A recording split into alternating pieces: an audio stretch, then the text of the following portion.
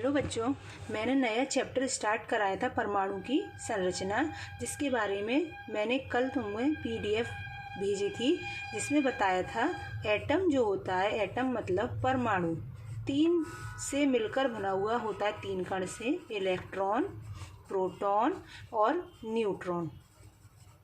ठीक, इलेक्ट्रॉन पर ऋणात्मक आवेश होता है, प्रोटॉन पर धनात्मक आवेश होता है और न्यूट्रॉन हमारे उदासीन होते हैं।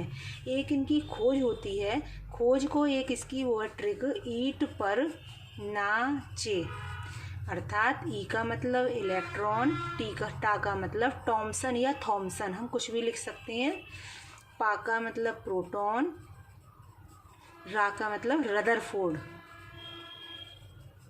ना का मतलब यहाँ पर आ गया न्यूट्रॉन और चे का मतलब चैडविक। ठीक, तो ये था हमारा परमाणु। परमाणु में इलेक्ट्रॉन नेगेटिव होते हैं, जिन पर नेगेटिव चार्ज होता है, प्रोटॉन पर धनात्मक होता है, न्यूट्रॉन हमारे उदासीन होते हैं। खोज करी थी इलेक्ट्रॉन की टॉमसन ने, प्रोटॉन की रदरफोर्ड ने और न्यूट्रॉन की चैडविक ने। ठीक, इसके बाद एक और चीज़, जैसे हम कहें ये परमाणु है, तो परमाणु में एक होता है नाभिक, न्यूक्लियस। ठीक, न्यूक्लियस में होते हैं हमारे प्रोटॉन और न्यूट्रॉन, और इसके चारों ओर इलेक्ट्रॉन चक्कर लगाते रहते हैं। ठीक है, और ये पूरा बन जाता है हमारा एक एटम, परमाणु। परमाणु में एक नाभिक न्यूक्लियस होता है, जो प्रोटॉन और न्यूट्रॉन से मिलकर बना हुआ होता है, और इलेक्ट्रॉन होते हैं जो नाभिक के चारों ओर चक्कर लगाते रहते हैं। ठीक है बच्चों, अब नया टॉपिक हम बात करेंगे कैथोड किरणों की, कैथोड रेज। ठीक, कैथोड रेज में क्या था कि एक हमने विद्युत विसर्जन नलिका ली थी, इस पर एक धनात्मक साइड, एक एनोड है और एक नेगेटिव है। जब इसे वैद्युत क्षेत्र में रखा गया, जब हमने इसे वैद्युत क्षेत्र में रखा गया, तो ये देखा ये किरणें जो होती हैं वो हमारी धन प्लेट की ओर आकर्षित हो जाती हैं।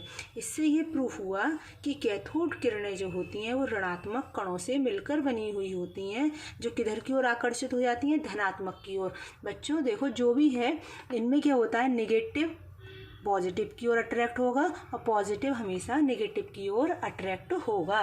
ठीक है, तो अब जैसे हम बात करें कैथोड रेज की, कैथोड किरणें क्या होती हैं, इसकी विशेषताएं। सबसे पहली है जैसे गुण कि सीधी रेखा में चलती हैं, पहली सीधी रेखा में चलती हैं, दूसरी सूक्ष्म कणों से मिलकर बनी हुई होती हैं, कैथोड किरणें वैद्युत चुंबकीय क्षेत्र में विक्षेपित हो जाती हैं, अर्थात जो कैथोड रेज होती हैं वैद्युत मतलब इलेक्ट्रो चुंबकीय मैग्नेटिक फील्ड में विक्षेपित का मतलब मुड़ जाती हैं, विक्षेपित का मतलब वो उससे विचलित हो जाती हैं। ठीक, डेविएशन उनमें शो होने लगता है।